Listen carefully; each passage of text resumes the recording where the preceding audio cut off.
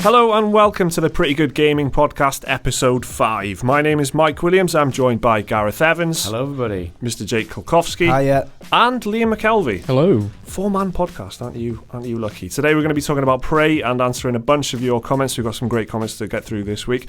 But first, Prey. I mean, there's been so many games coming out already this year. It's been a really busy lineup. So, Gareth, you know a little bit about Prey, don't you? So tell us about it. I'll give you a little bit of the backstory for sure. Prey is touted as a first-person shooter game developed by Arkane Studios, published by Bethesda Softworks. And Arkane, if you're not familiar, they're the studio that developed the Dishonored franchise. And although it didn't sell as well as its predecessor, Dishonored 2 was some people's pick for Game of the Year in 2016, most notably PC Gamer magazine. Yeah, they picked it Game of the Year, didn't they? They did. So Arkane have some solid credentials, and we're expecting a good game from Prey. This discussion will spoil some of the early game plot. So if you haven't seen the 35 minutes of gameplay video, you should probably watch it, or if you're not comfortable with having the some of the fundamental plot spoiled, then don't listen further, because we have warned you now. So it's the Truman Show, isn't it? It reminded me of the Truman Show. Yeah, that's right. Yeah, there's a nice little narrative twist there. I liked that part of it. That was one of my main takeaways. Like, who doesn't like the Truman Show? You're not beating us now. Solid motion picture. We've got mixed. You might have sensed already that we've got mixed feelings about this game. I'm a little bit excited for it, and I'll let you guys discover for yourselves who's not. So, well, I mean, to be honest, it looks so much like BioShock to me. It could honestly just be a BioShock sequel. That is how the font and everything, the way the game plays, the wrench in the hand and everything in the beginning of the first trailer. It looks so much like BioShock. It could be BioShock 4, if you ask me. I feel it looks a lot like Dishonored 2. Yeah. Just the art style in itself. True. It's it's a very specific art style, isn't it? And just it's obviously the same engine. Apparently half of the development team broke off to develop Prey while they were still making Dishonored 2. And so obviously obviously Dishonored 2 was finished, and so they're all jumping together to develop this. Same engine, same art style. That was my initial fear for this game, that it was going to be too much like Dishonored 2. Yeah, it's a very similar art style. You can tell straight away if you didn't know anything about the studios, just by if you played both the games. Just the characters themselves. Yeah, exactly. Like fat necks and that. Yeah, exactly. It looks like they've got the Dishonored 2 team, locked them in a room, fed them on a diet of BioShock, Dead Space and Half-Life 2, and then said, right, make a game about these things, please, boys. That's what that game, to me, looks like. I mean, Liam, what did you think of the gameplay that you've seen so far? I definitely agree with you. It looks exactly like BioShock in some places. Even down to some of the shotgun weapon model. It's like 100% identical almost. But it's silver. It's nice and shiny and it's got a nice sci-fi-ish. futuristic texture on it. Yeah. But I'd say I'm a bit more excited for the game, because I absolutely love BioShock 1, 2 and Infinite. Great. It was a great series. More gameplay like BioShock. It's good in my books, so I'd say I'm optimistically cautious about it. They've gone for a different kind of vibe with this one. It's very 80s sci-fi. I know they've got that music is pretty spot on. Yeah, it's like the Paint by Numbers, Stranger Things soundtrack thing at the moment. A lot of people are using the synth stuff. They've put a lot. You can tell that they've got a lot of ideas that they've liked, and they've put them together.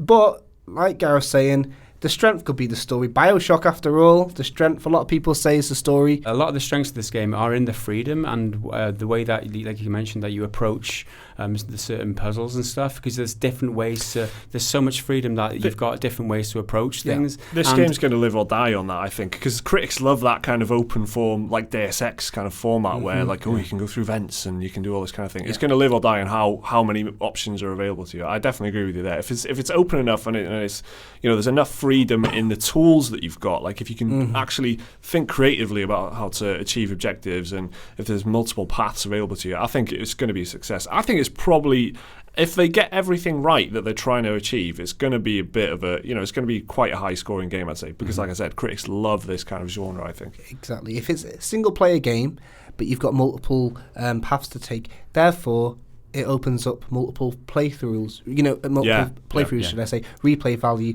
Like I'm saying, I am ragging on Dishonored 2 and stuff, but it's like, I think I'm in the minority, really. When you look at the reviews, you look at how well Dishonored 2 was received, there is a market for this, and these guys, Arkane, seem to know what they're doing. Even if I don't agree with them, I can't knock the fact that they're making a single player game with replay value. And to be honest with you don't get that as often as you'd think. A lot of the time you play a game again, it's because it's online or multiplayer, or it's Nier Automata. Yeah. So I see what you mean. The reviews for Dishonored were great. I mean, it didn't sell that well, as we've already kind of covered a little bit. It didn't sell too well, but as far as critics and journalists and people who do this for a living, they see something in these kind of games and they just flip and love it. And there's a strong audience there for this first person explorer level and solve your problems in creative ways kind of genre. And like you said, it lends itself to replayability. This is all it's got to do right, I think, because in terms of the tone and the setting and everything, it looks pretty interesting. But it's going to live or die on the replayability and the freedom that it gives you. But as for Prey as a series, I mean, it feels quite weird to see that we're actually getting a Prey game in this year. I mean, it seems mad because of how long it's taken for it to reach this point.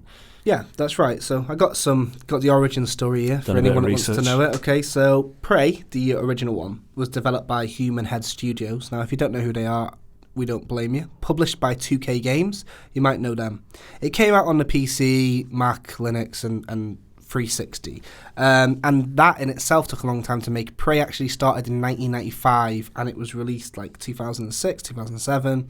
1995? That's when they started building Prey, yeah, because in fact a lot of Prey's influence comes from this game System Shock, which is out in 94, which is like one of the first survival horror games, really. Anyway, the original game, you play as like a Cherokee Indian, and I can remember it was in the news about that because of, it was the first time it featured like Native American mythology and stuff like that. You play as this guy, hit your girlfriend, your granddad and you, weird combination, get abducted on an alien spaceship called the Sphere. And on that sphere, you find out that there's an alien life form and they're living off biomass. They're eating. Yeah. It's pretty grim, if I remember. It's pretty gory. Yeah, that's right. Now, I think that's where the similarities end because Bethesda then bought the rights to it and they've called it a soft reboot, like a reimagining of the franchise. Think of it like how the Spider-Man movies were, There's not going to really be a connection, I think, to the first game in terms of the plot. The plot in this game is that you're on a spaceship called Talos 1 and you are the subject of the experiments, and what they're basically doing is they are experimenting on these neuro mods. They're extracting something from these aliens and developing into neuro mods because that's how you gain these neuro mods. So these magic powers that they're getting from the aliens, they're testing them on you.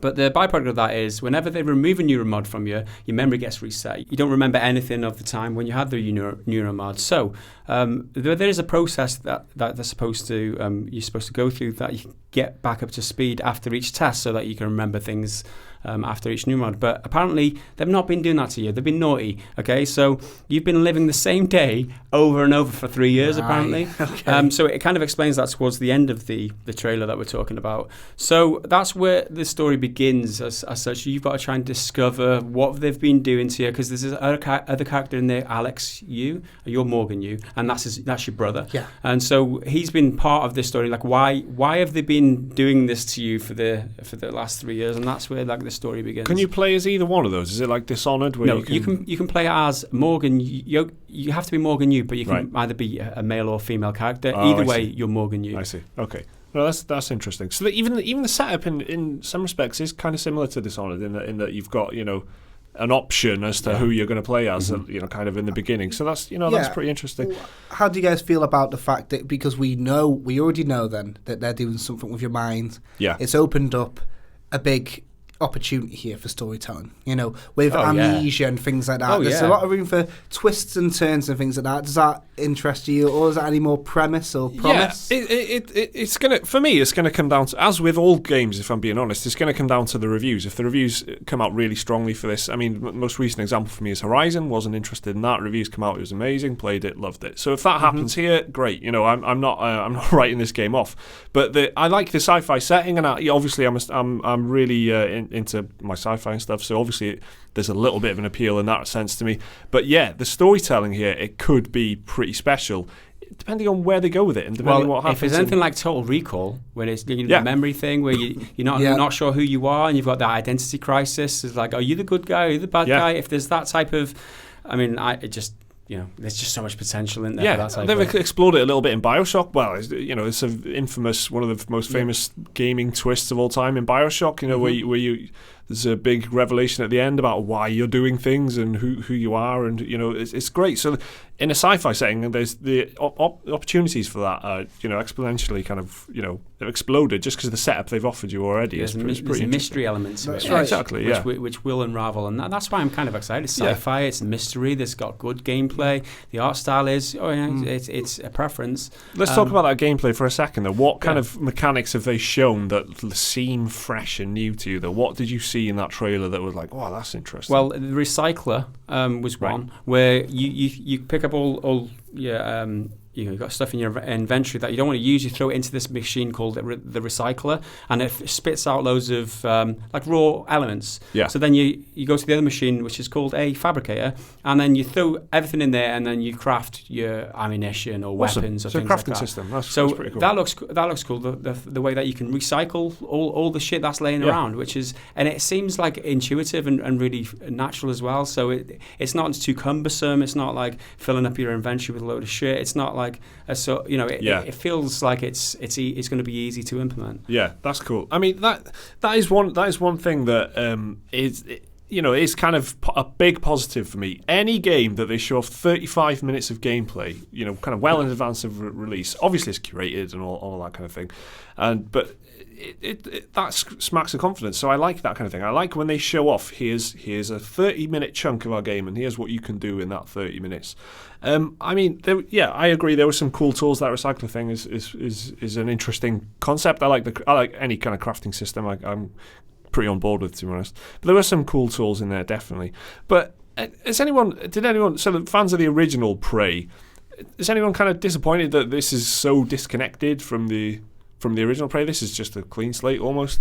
I played a demo back on PC way back in 2007, and it was fun, but it didn't necessarily strike me as something special. Mm-hmm. That's how I remember it, I think. Yeah, so I think a reboot is probably the safest way to go, because not many people are going to remember the original Prey. Nobody's going to be frothing at the mouth. I don't think there's a hardcore Prey community out there who are going to get up in arms that their favourite it's not even a series, it's one game. Yeah. So rebooting it's probably the safest bet for Bethesda. Yeah, I think you're right. I mean, I remember it like that. I remember it as good, not great. But my memory might be failing me there a little bit. Yeah, I mean, this is something that me and Liam were discussing a little earlier today, wasn't it? System Shock. Yeah. Liam, how great is it? System Shock 1 is a good game. Probably not the best game to play nowadays. It hasn't aged very well. System Shock 2 is fantastic and plays exactly like it would back when it came out. Yeah. And that's the sort of territory that Prey is entering, okay? They're going into this world with aliens, mind games, survival, and stuff like that. And the only thing with the System Shock and BioShock, the bar is set so high that they're going to have to really knock out the park. You haven't got your hands on that glue gun yet, though. I mean, it looks interesting. That glue gun looks like worth the price of admission on its own. No, but there are certain things that this game will bring to the park. Like you've got some of the skills, like you can shapeshift in it, which is quite fresh. You've got this glue gun which you can use for several different things. You can freeze your enemies, and apparently you can make like steps up a wall, so you can climb the glue up a wall. You've got a gun that can reverse gravity, so you can shoot the aliens up towards the roof, and you can use all these combinations of abilities and weapons all together in a different and devise different strategies, and that's one of the biggest selling points for what that they're trying to sell you this game for, is that there's so much options to do things, and that doesn't come through in the trailer so much. But this is from what I've read of the game so far. So, I've got hope for this game. Okay, well, on that positive note, we'll leave it there. Prey, developed by Arkane Studios, published by Bethesda, is coming out on PC, PlayStation 4 and Xbox One on May the 5th, so I'm sure you'll hear a lot more about Prey before then. So let's move on to the comments then. These comments are left to us on our Patreon feed. If you want access to that, if you want to ask us questions, it's just $1. You can ask us whatever you want, and you also get access to the bonus podcast, which we release every week as well, which is an extra 30 minutes of us talking, basically. So let's move on to the questions. James Smith asks, what is the best Final Fantasy game and why? So a nice easy question to get us started. Also, if you played them, your favourite Breath of Fire game. Do you think the turn-based RPG genre is dying? Liam, I feel like out of any of us, you will have played Breath of Fire. I have played a little bit of, I believe it was Breath of Fire 3 back on PS1. It's an RPG series made by Capcom. Back in the 90s. I've been meaning to get into it forever. Right. Just haven't had the time. Okay, so if you can follow up with just letting us know what the best Final Fantasy game is. In my opinion, Final Fantasy VIII is my personal favourite. We've had the black sheep of the series. We've had this discussion before, and I'm kind of the impartial guy. I'm the judge in this, because you've all got different opinions. So that's one for Final Fantasy VIII. What would yours be? It's Final Fantasy VII all the way for me. Final Fantasy VII. Well, you said we've all got different opinions. There's two opinions and one correct answer, which is Final Fantasy IX, which everyone knows is the best one because it is just the best. As for the RPG genre dying, turn-based RPG genre. Yeah. I don't think any genre is ever going to die again because we've got Kickstarter now. We've got Steam Direct. There's always going to be an audience for every type of genre, I think. So there's always going to be people who want these games, no matter how small the audience is going to get. And there's always going to be people who want to make them as well. The people make everything. We were talking in the office earlier about how many people make mods and put loads of time and effort, completely for free, no monetary reward, and they just out of the love of their, for the passion for the thing that they're making. Back in the day, obviously AAA games were turn-based. Like Final Fantasy was some of the biggest games going. Now, outside of JRPGs, like Persona 5's coming up, that's turn-based, isn't it, Liam? Is that right? I'm not sure about Persona 5, Darn. Well, so Persona 5 possibly turn-based. I think it is, but I don't know. Liam's the JRPG king, so he'll tell you. But there's a lot of massively amazing games I've played recently. Divinity Original Sin's probably my favourite game I've played in the past 5 or 6 years. That's a turn-based RPG. Pillars of Eternity was hugely successful. They've just done a Kickstarter for Pillars of Eternity 2. Didn't receive all of its targets within a day. So turn-based RPG particularly, because of the love for either JRPGs or tabletop games like Dungeons and Dragons, is going to have a strong following forever. I think it's still in kind of a healthy state, but we'll end it on the revelation that Persona 5 does have a turn-based combat system. You're right, Jake. Whoa. Okay, next question. Theo Goodman asks, in an earlier video, it was mentioned that there were creative differences on how Pretty Good Gaming would do reviews. What were the differing visions on how to go about making reviews for the channel? So we've had loads of different ideas on how to do reviews. We really want to do them, but we want to do them well, basically. I think the main thing is we want to do them differently. Yeah, exactly. We've got this opportunity now, where traditional reviews, like text reviews from websites, they're done in a certain format and they follow the same type of structure the whole time. We've got this new medium. We've got YouTube. I mean, so many people doing reviews on YouTube now, and we've got a team of 4 of us. There's opportunity for us to do it differently. Yeah, we've got this format where we give, we do our news videos or whatever the way we do. It's just for me, we need to do it in the Pretty Good Gaming way. We need to do it in a way that kind of represents us, and that's unique to this platform, which is YouTube. And it's down to the how do we make it as good as we possibly can before we continue to make loads of reviews and we end up a year down the line thinking, we should have done it this way. So if you look at some of the formats that are already out there, obviously just completely doing it voiceover style, so you've got gameplay footage and then someone talks over the top of it. So someone like ACG has already nailed this to near perfection. I mean, whatever you think of how he actually rates the games, you can't do it any better really than how he does it. He's just structured it perfectly. So we don't want to offer the same thing, really. Right. We want to do something a little bit different. So some of the ideas we had floating around were like the Famitsu style of the magazine, which if you're not aware of it, Famitsu is one of the oldest kind of gaming publications there is, and they get 4 people to review the games. giving it a score out of 10. Each one gives a score out of 10 for a total score out of 40. So you get a really unique rating system from that outlet. But the key thing there is, if a game gets 40 out of 40 from Famitsu, that means 10 people have given it a 10 out of 10. 4 people. Almost. We could do that, guys. Let's expand the team.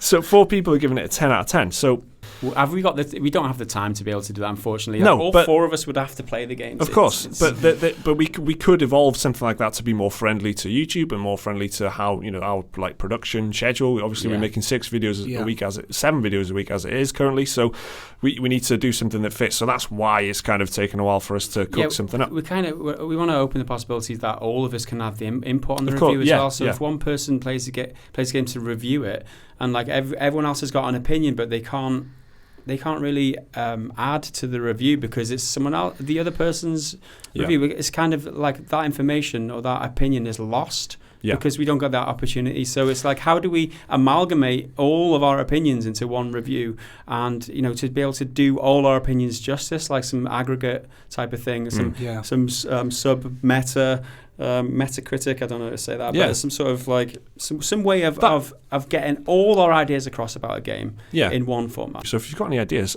send them into gaming@goliath-media.com. It's just one of those things where we want to do it right. We want everyone's opinions to be reflected and get a nice broad range of opinions as well, because on the review roundups that we do, there's all kinds of critics giving all kinds of different opinions, and then you go into the comment section of those videos, and then there's all kinds of different opinions in there as well. So how do we reflect that broad, scale of opinion in one video? That's what we're trying to achieve, which sounds like a lofty thing, but I'm sure we can eventually kind of do it. Next question, Josh Slakane said, I've been wondering, since you have answered what your favourite games of all time are, what are your least favourite games of all time? Now, this is a difficult question, and Jake, you kind of summed it up nicely in the office earlier, didn't you? You can't go for the worst game because Steam Greenlight has ruined that for everyone now, because there's just so much trash. So many contenders. Yeah, exactly. So I think it's going to have to be a really personal thing. So it would be like maybe the most overrated game or the most unworthy game of a title. I just want to put it out there that if you're listening to the podcast and you're this far in, you're one of the good guys. So I hope that you can take my opinion and maybe tell me why I'm wrong in a nice manner. I'm going to tell you why I think Grand Theft Auto 4 is the most overrated game ever, right? There's not that many reasons. It's just I don't like the game. I don't like it's just grey. Strong reason, though. It's grim. It's not fun. I don't like that there's stupid collectibles. I don't want to collect seagulls. I don't want to join your lobby and go to the airport. You don't want to go bowling. Sniper rifles. I don't want to go bowling, cousin Roman. I don't care about Nico Bellic. I think he's the most bland, boring protagonist I've ever played. Yep. Honestly, ever. I could not care less about anything in the game. Is it fun? No. Is it enjoyable? No. Is the customization good? No. Is there pop-ins and glitches that people overlook but wouldn't if it was a Bethesda game? Yes.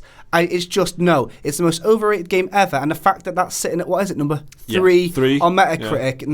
It's utterly blown out of proportion. So, that's the only game I can think of that I've sat there and I've just left it thinking, no, this is shit. What the hell is this? How much of the game did you play, Jake? About 40 hours of the 40 game. Hours. Well, that's it's a fair assumption. Size, I mean, like I say, it came out in a time when I was in high school, college, and my friends and me, we'd have an Xbox 360, we'd get into a party chat and we'd just sit in a GTA lobby, and it was just a chore. I just realised that if I wasn't in the chat talking to them, I would have been bored out my mind. There's only so many times you can get into a helicopter or get into the grey, drab, rainy, shitty little city that they've got in there, and I realised I'm not having fun at all. Way to lynch this game. Yeah. So, in my opinion, GTA 4. If I'm wrong, please tell me why. Appreciate you, love you. I'm not going to disagree with you there, Jake. I've never played the game. That's a very passionate review. Yeah, it was. But what generally happens when I don't like a game is I stop playing it. So I don't have a least favourite game because I've got a load of games that I just stopped playing and I don't care enough to keep playing. So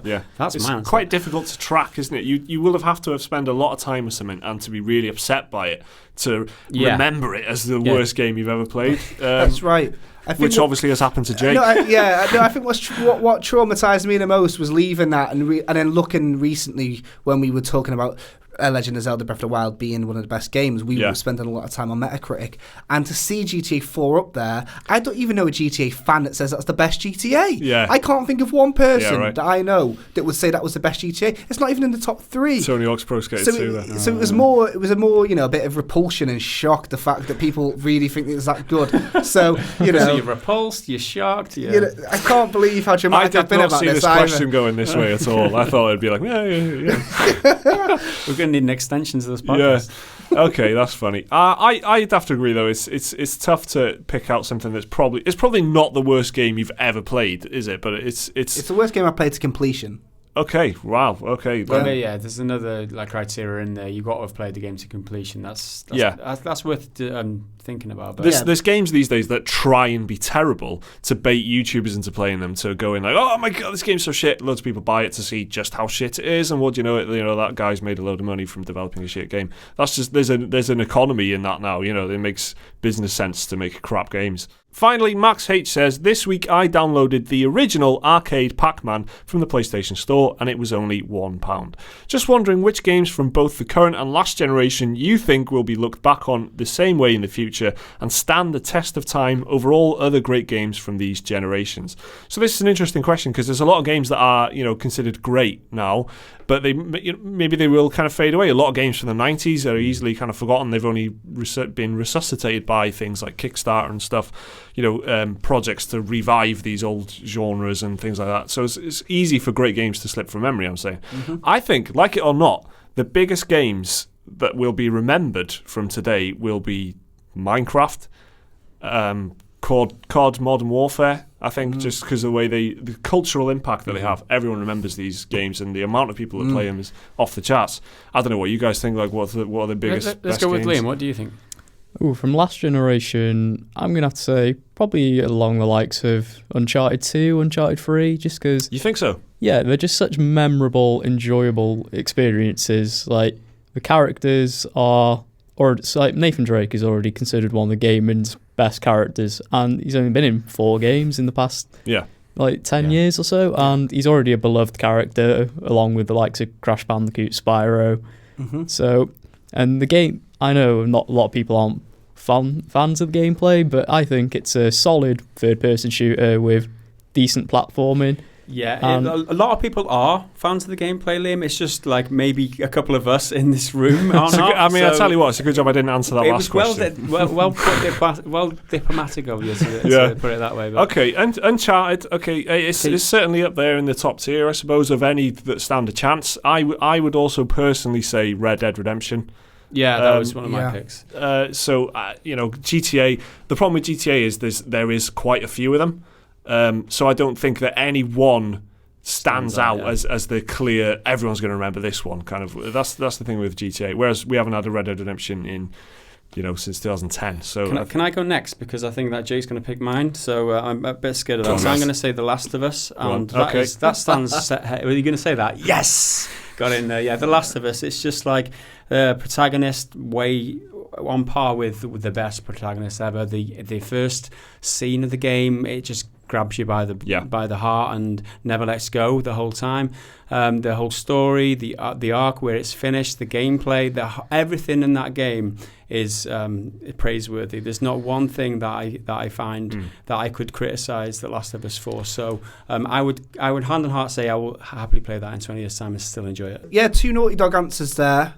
And that's interesting, isn't it? Yeah. The Witcher 3 is one of the ones that everyone's going to be saying, but I don't know. I actually am going to say something a bit unusual, but do you know what game I could imagine would still hit home in 10 years' time? A Telltale game like The Wolf Among Us or The Walking Dead. Yeah. Because the graphical style isn't really a product of the time, so therefore it's not going to age. A story is still a story. You watch a film from the 50s, it can still hit home if it's a good story. So if you got good narrative, the gameplay isn't really of the time. The graphics aren't really of the time. So a good Telltale game, even something maybe like Life is Strange. But the reason I've picked The Walking Dead is because I suppose it's kind of post-apocalyptic. So Life is Strange is very of the time. So in 10 years' time, the technology will seem dated and stuff. Yeah. But yeah, I'll say The Walking Dead Season 1 is timeless because it's I don't know how old that is now, maybe 5 or 6 years old. It's older than that, possibly. I can imagine it'd still be relevant in 10 years. So that's my pick, I think. No, good picks, gents. Thank you very much for listening. We've got another bonus podcast coming up for our patrons as well today. I've been Mike Williams. I've been joined by Gareth Evans, Jake Kulkowski, and Liam McKelvey. We'll see you next time.